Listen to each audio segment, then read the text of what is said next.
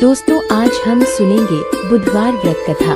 समतापुर नगर में मधुसूदन नाम का एक व्यक्ति रहता था। वो बहुत ही धनवान था। मधुसूदन का विवाह बलरामपुर नगर की सुंदर लड़की संगीता से हुआ था।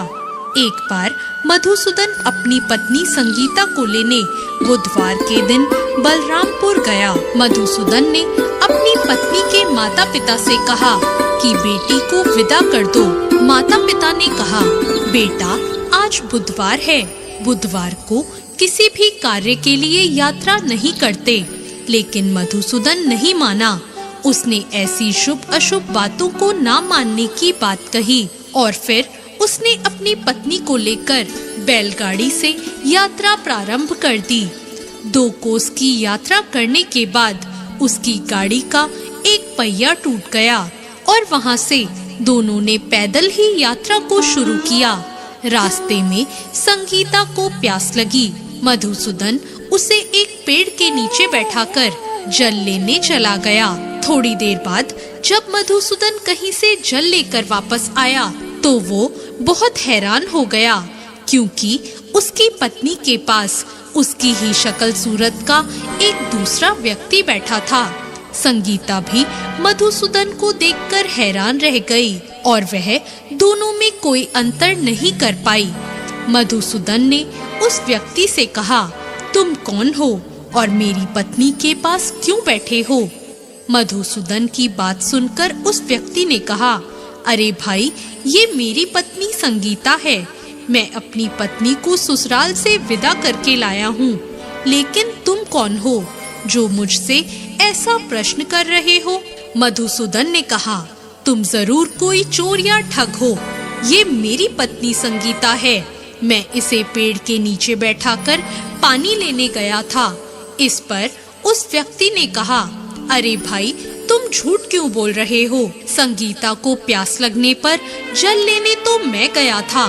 मैंने तो जल लाकर अपनी पत्नी को पिला भी दिया। अब तुम चुपचाप यहाँ से चलते बनो, नहीं तो किसी सिपाही को बुलाकर तुम्हें पकड़वा दूंगा। दोनों एक दूसरे से लड़ने लगे। उन्हें लड़ता देखकर बहुत से लोग वहाँ इकट्ठे हो गए। नगर के कुछ सिपाही भी वहाँ आ गए।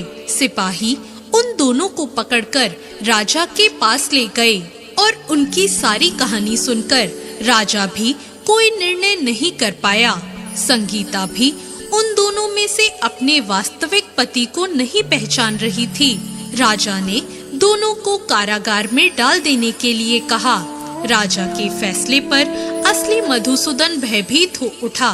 तभी आकाशवाणी हुई, मधुसूदन, तूने संगीता के माता पिता की बात नहीं मानी और बुधवार के दिन अपनी पत्नी को अपने ससुराल से लेकर घर की ओर प्रस्थान किया। यह सब भगवान बुद्ध देव का प्रकोप है।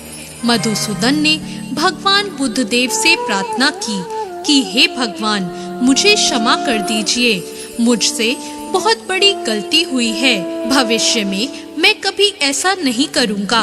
मधुसूदन के प्रार्थना करने से भगवान बुद्ध देव ने उसे क्षमा कर दिया और तभी दूसरा व्यक्ति राजा के सामने से गायब हो गया। राजा और दूसरे लोग इस चमत्कार को देखकर हैरान रह गए। भगवान बुद्ध देव की इस अनुकंपा से राजा ने मधुसूदन और उसकी पत्नी को सम्मान पूर्वक विदा किया। दोनों समतापुर की ओर चल दिए। मधुसूदन और उसकी पत्नी दोनों बुधवार को व्रत करते हुए आनंद पूर्वक अपना जीवन बिताने लगे और इसी तरह भगवान बुद्ध देव की कृपा से उनके यहाँ खुशियाँ बरसने लगी। और इसी तरह जो भी विधिवत बुधवार का व्रत करके कथा सुनते हैं, भगवान बुद्ध देव उनके सभी कष्टों को दूर करते हैं।